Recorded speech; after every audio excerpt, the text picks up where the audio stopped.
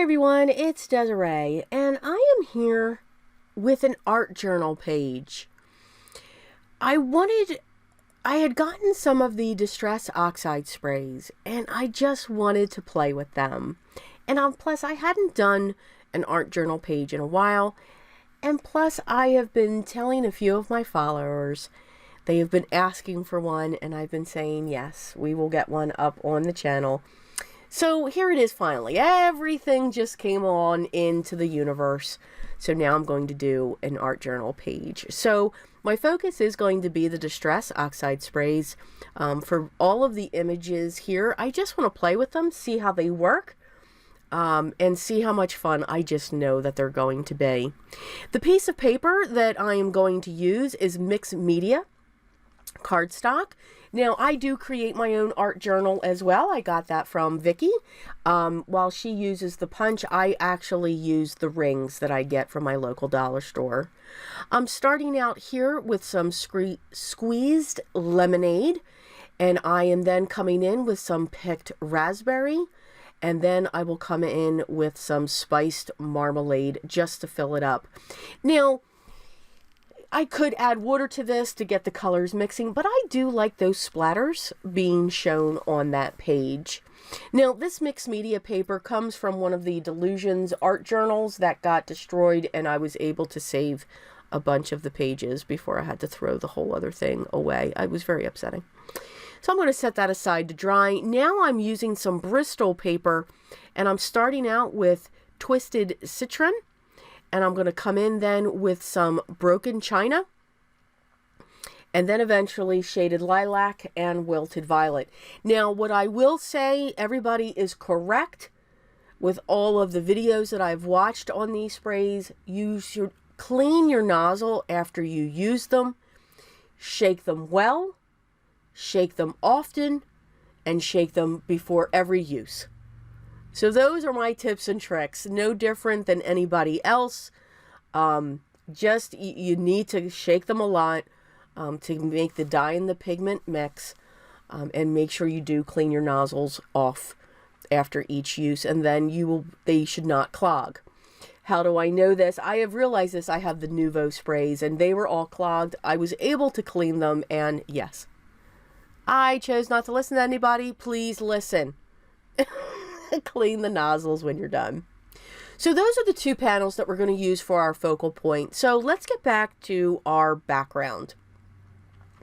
So I grabbed some of my textured stamp, and I grabbed my archival distress inks as well.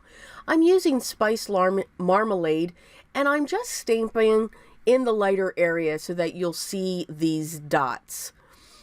I'm then going to come in and use the picked raspberry archival ink. But I'm going to be using my other stamps. Now, these are tickets by Stampers Anonymous, and I'm going to just stamp that around. I'm not going to use so much second generation until I get to this longer one when it comes to the stamping. Now, these, I don't worry about acrylic blocks. Again, I learned a lot from Vicky.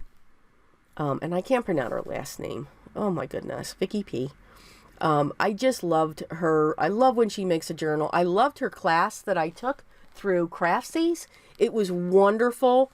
And I really did learn a lot that. So she very much inspires me when it comes to doing art journal pages. And another one that does too is Amber K. I think it's Amber K Creatives on YouTube. I'll link both of the channels below, because they do give me the inspiration when it comes to this. So I used my black soot distress ink around the outside, and then also used it to stamp my numbers going around within that black. I pulled out my speckled stencil, and I'm going to use my Nuvo mousse in rose to create even more texture, to create the dimension of the textures. And I'm just going to do this in each of the corners. This is one of my favorite stencils.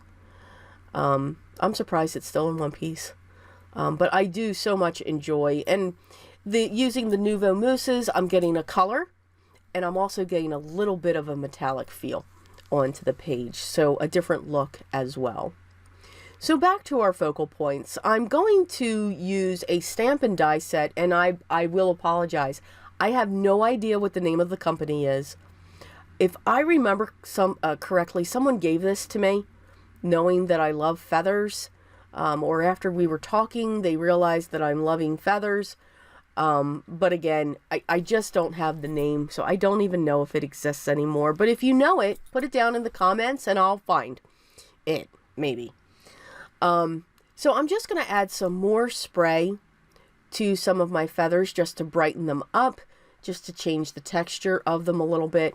With the ink that's down on my craft mat, I'm going to dip my other ones in there just to give them a little bit more color. And you can see I'm going straight up and down because I don't want to create too much mud. You can see that one feather, he's getting kind of gray. And that's because of the green and the purple. We're letting it dry, but again, sprays, more water, more reaction, it's mixing more.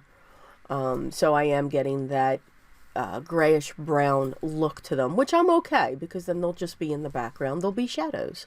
They will still be fine for my art journal page. So I'm just looking at placement to see how bright these are, to make sure that they are going to pop off of my journal page. And then I realize I have an even number of feathers here, so I needed a fifth. So I real quick cut another one. I'm going to use my black soot around the outside of these as well, just so that they will stand out. No vintage photo in this video today.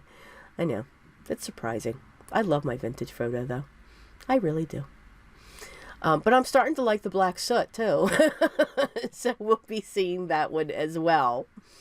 So I'm just going to go around the outer part of each of these images. Again, it creates that border.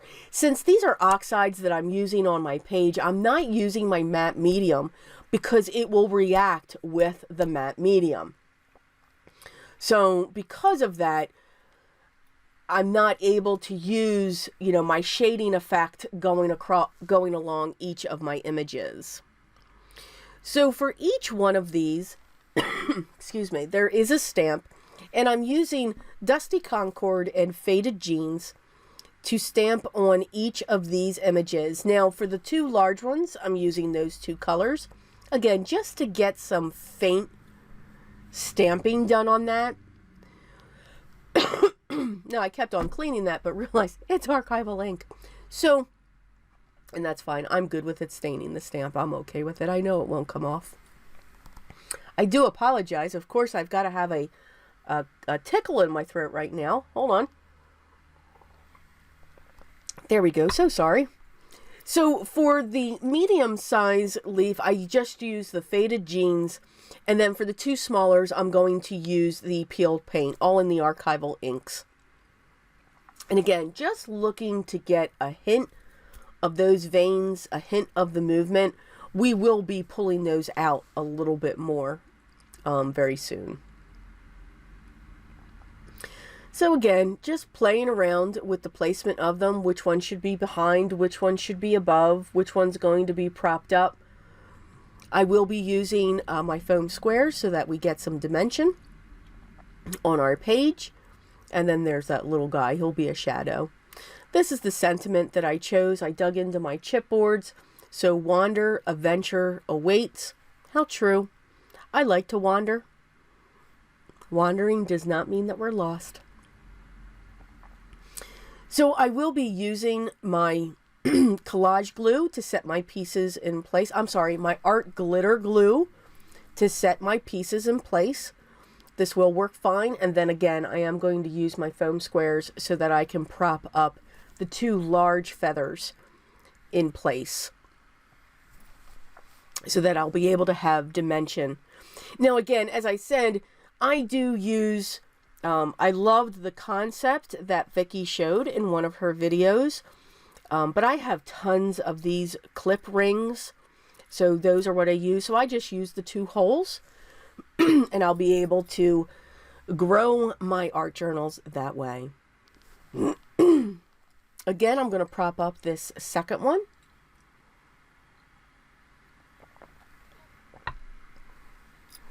And then since I have the black soot around those, I think they're popping nicely. Even though, you know, some may say, you know, well, it's blue, green, it's purple. It would pop off that page. It kind of frames them.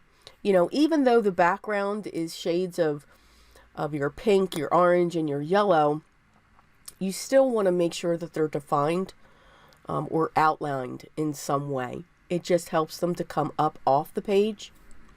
Before I put my focal points down, I forgot to do my white and black splatters that I like to do. This time I'm just going to do white. So I am going to cover up my focal points. I don't want it to be on my focal points. So I'm just going to add a little bit of water to my white gesso. I'm going to mix that up. And then I'm going to go to town and splatter away. So I'm glad I covered those up. And then, of course, you know, there's some areas which I was very lucky and fortunate that the splatters still did not get on my focal points. But I do like the white going through it. Now, just know that this won't be as stark white. And you can tell through the video if you keep an eye on those, which you don't have to. But they will dye back. They won't be as bright white as what they were when they went on. Again, the Distress Oxide, it's going to react. So they're not going to stay bright white. They are going to actually just fade back just a little bit. And I'm okay with that. Again, it's just the hint of that color going there. Same thing with using a white gel pen. So I'm going to do that along the veins of all of these feathers because I want them to stand out just a little bit. I want them just to be, to have those highlights. Now the white gel pen, again, it's still going to react with the oxides, but that's okay. It's only going to go back a little bit. It's not going to disappear and completely blend into the inks that I used for those areas. So you can see, not being perfect. I don't want complete straight lines, just some squiggles going through. I'm going, of course, I remember now to cut off the edges or the pieces that are coming off the edge, and I'm going to be careful that I don't smudge any of my white speckles there. And that is pretty much our art journal page.